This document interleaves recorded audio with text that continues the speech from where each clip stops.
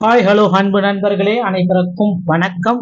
இன்னைக்கு நம்ம இந்த வீடியோல எதை பற்றி பார்க்க போறோம் அப்படின்னு பாத்தீங்கன்னா, பயிர்க்கடன் தள்ளுபடி. பட்ஜெட்ல அமைச்சர் சொன்ன தகவலை குறித்து ஒரு முழுமையான தகவலை பார்க்கலாம். பட்ஜெட் விவசாயிகளுக்கு நன்மை பயக்குமா, விவசாயிகளுக்கு சோகத்தை பயக்குமா? வேளாண் பொருட்களை பதப்படுத்த மதிப்பு கூடுதலுக்கு சில சிறப்பு திட்டங்களை நம்ம வேளாண்மை துறை அமைச்சர் எம்.ஆர்.கே. பன்னீர்செல்வம் அவர்கள் குறிப்பிட்டார். மழைநீர் சேகரிப்பு கட்டமைப்புக்கு கூடுதலாக நிதி ஒதுக்கீடு, வெங்காய சேமிப்புக்கு கிடங்குகள், மதிப்பு கூட்டு மையங்கள் அமைக்க இந்த மாதிரி ஒரு 50 கோடியை ஒதுக்கலாம். உள்ளவர் சந்தைகள் தேர்ந்தெடுக்கப்பட்டு சீரமைப்ப 8 கோடி நிதி ஒதுக்கீடுகள் செய்யப்பட்டிருக்குங்க. இந்த பட்ஜெட்டை குறித்து கடுமையாக விமர்சனங்களும் எழுந்துட்டு வருது. ஒரே ஒரு கேள்விதான், இந்த பட்ஜெட்டை பொறுத்த வரைக்கும் விவசாய கடன் பயிர்க்கடன் தள்ளுபடி ஆகுமா ஆகாதா? பயிர்க்கடன் தள்ளுபடி பாத்தீங்கன்னா பட்ஜெட்ல அமைச்சர் குறிப்பாகவே சில முக்கியமான தகவல்களை ஓப்பனா சொல்லிட்டாருங்க. அப்படி அமைச்சர் என்ன பதில சொன்னாரு? அதுதான் இப்ப இருக்கிற குழப்பத்தோட இருக்கிற, ஏன்னா ஒவ்வொரு மக்களுக்குமே இப்ப இந்த டைம்ல இருக்கிற குழப்பத்திற்கு உண்டான காரணம். சோ தமிழகத்துல அதிக அளவுல பாத்தீங்கன்னா விவசாயிகள் செயல்பட்டு வராங்க. சோ மக்களுக்கு உணவு குறைந்த விலையில் கிடைக்கும் பெருகி வரும் அலங்கார உலகில தற்சமயம் இந்த விவசாயிகள் இறப்பு அப்படின்றது எந்த அளவுக்கு குறைக்கப்படுமோ அதன் பிறகுதான் பாத்தீங்கன்னா தமிழகத்துல விவசாயிகள் கூடுதலா ஒர்க் பண்ணுவாங்க. சுய தொழில்களை மேற்கொள்வதற்காக 10,000 மீனவர் மற்றும் மீனவர் உணவுகளுக்கு விவசாய கடன் அட்டை வழங்கப்படும். இதன் மூலம் ஊரக பகுதி வேலை வாய்ப்புகள் அதிகரித்திடும். தமிழ்நாட்டில் 46 மீன் பண்ணைகளில் ஆண்டுக்கு ஒன்றுக்கு 12 கோடி மீன் விரலைகள் உற்பத்தி செய்யப்படுகின்றன. அதிகரித்தும் மீன் விலைகளின் தேவைகளை கருத்தில் கொண்டு புதிய தாய் மீன்கள் கொறுப்புதல் செய்யப்படும் அப்படின்றதையும் குறிப்பிட்டிருக்காங்க. உற்பத்தி செய்யப்படும் ஊரக வளர்ச்சித்துறையின் கீழே கட்டுப்பாட்டுல இருக்கிற மீன்களுடைய ஒரு தரத்தை மாற்றி அமைக்கலாம். சோ இவர்களுக்கு விவசாய கடன் இவர்களுக்கும் தள்ளுபடி ஆகும். சோ விவசாய கடன் கூட்டுறவுல யார் யாரெல்லாம் வைத்திருக்கிறார்களோ அவர்கள் அனைவருக்குமே விவசாய கடன்கள் அனைத்தும் தள்ளுபடி. பயிர் கடன்களை குறித்து முக்கியமான பட்ஜெட்டை நமக்கு கொடுத்துட்டாங்க. சோ விவசாயிகளுக்கு இந்த பயிர் கடன் தள்ளுபடி எப்பொழுது கிடைக்கும்?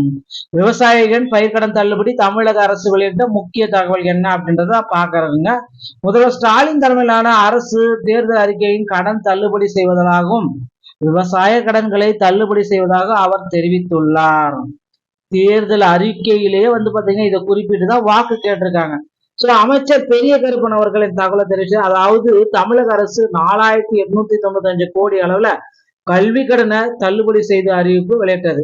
ஆனால் மொத்த கல்வி கடன் நிலுவை 16,302 கோடியாக உள்ள நிலையில் இந்த நிலையில் தள்ளுபடி போதுமானதாக என்று பாஜக தலைவர் அண்ணாமலை கேள்வி எழுப்பியிருந்தார். மேலும் கல்வி கடன் ரத்து செய்வோம் என்ற திமுகவின் வாக்குறுதியை நம்பி நாம காத்து கொண்டிருந்த மாணவ மாணவிய சமுதாயம் ஓடி ஒளிந்து தலைமறைவானதால் கடனை ரத்து செய்வோம் என்ற தவறான முன்னுதாரணத்தை ஏற்படுத்தி இருக்கிறது என்று திமுக அரசு விமர்சித்திருந்தனர். மேலும் அப்படி இதற்கு பதிலளிக்கும் வரையில பெரிய கருப்பன் அவர்கள் வெளியிட்டுள்ள அறிக்கையில தமிழக முதல்வர் ஸ்டாலின் பொறுப்பேற்றவுடன் தேர்தல் அறிக்கையில் அறிவிப்பு எண் 33 தெரிவித்துள்ளபடி கடன் தள்ளுபடி செய்யப்பட்டுள்ளதாக தகவல்கள் தெரிவிச்சிருக்காங்க. சிறு குறு விவசாயிகள் கூட்டுறவு வங்கிகளில் பெற்றுள்ள பயிர் கடன் மற்றும் நகை கடன்களை தள்ளுபடி செய்து அவற்றுக்கு போதிய நிதியை முழுமை ஒதுக்கீடு செய்து அவர்கள் பெற்ற கடனை முழுவதையாக தள்ளுபடி செய்து முதல்வர் ஸ்டாலின் தலைமையிலான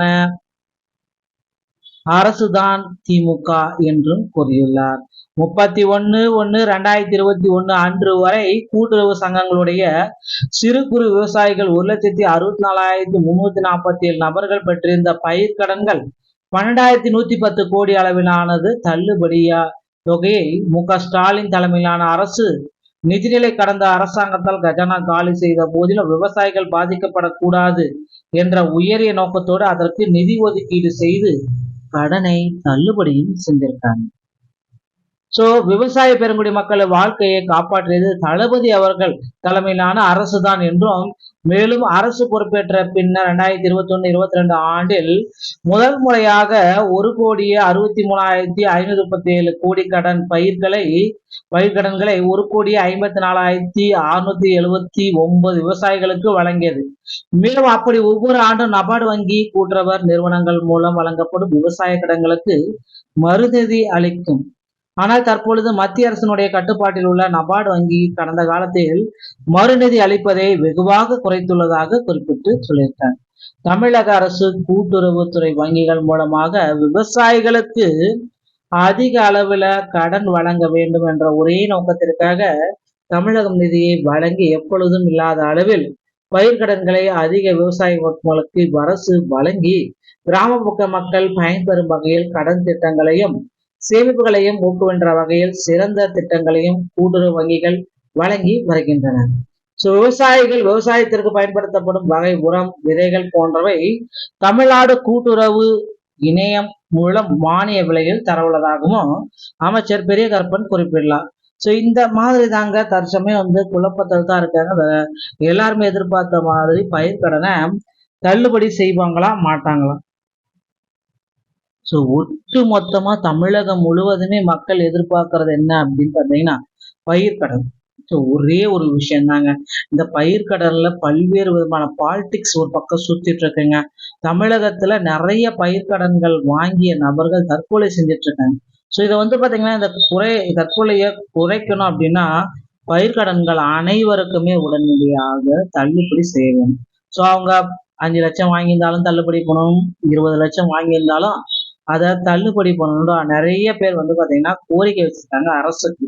அரசினுடைய கோரிக்கைகளை ஏற்று விரைவில் பாத்தீங்கன்னா எதிர்பார்த்த மாதிரி புதிய விவசாய கடன்கள் பாத்தீங்கன்னா தள்ளுபடி பண்ணுவாங்க அப்படின்ட்டு எல்லாருமே நம்பலாங்க. தள்ளுபடி எப்படியெல்லாம் நடக்கும் அப்படின்றது ஒரு குழப்பத்தோடய இருக்கும். யாருக்கெல்லாம் இந்த தள்ளுபடி வாய்ந்த நபர்களாக இருக்க முடியும் அப்படின்ற குழப்பத்தோட இன்றைய நாள் வரை இருக்குங்க. யார் யாருக்கெல்லாம் புதிய தள்ளுபடிகள் கிடைக்கும் அப்படின்னு பார்த்தீங்கன்னா 1/1/2025 முன்னாடி வச்ச அனைத்து நபர்களுக்குமே 100% தள்ளுபடி கிடைக்கும். இதுல எந்த விதமான சந்தேகமும் கிடையாது, மாற்றுக்கூறும் கிடையாதுங்க. இந்த விதிமுறைகள் அனைத்துமே பின்பற்றி நம்ம எல்லாரும் எதிர்பார்த்த மாதிரி விவசாய பயிர்க்கடன்கள் அனைத்துமே தள்ளுபடி செய்யறாங்க. தமிழ்நாடு முழுவதுமே பாத்தீங்கன்னா விவசாய கடன்கள் பயிர்க்கடன் மேல வாங்கியிருக்கு, அந்த பயிர்க்கடன்களை ரத்து செய்யலாம் அப்படின்ற அளவுக்கு யோசனைகள் போயிட்டு இருக்கு. ஏன்னா கொஞ்சம் பேர் தான் திருப்பி கொடுத்துருக்காங்க, மீதி யாருமே பாத்தீங்கன்னா பயிர்க்கடனை திருப்பி கொடுக்கல. இதனால இந்த பயிர்க்கடன் கட்டலாம் அப்படின்ற ஜீவோவை ரத்து செஞ்சுட்டு விரைவில் தமிழக அரசு ஒரு புதிய அறிவிப்பை வெளியிடுவாங்க அப்படின்றத எதிர்பார்க்கலாம். இந்த தகவல் உங்களுக்கு பிடித்திருக்கும் பட்சத்துல நம்முடைய சேனலை இணைந்திருங்கள். மீண்டும் ஒரு நல்ல தகவலோட நான் உங்களை சந்திக்கிறேன். நன்றி, வணக்கம், தேங்க்யூ.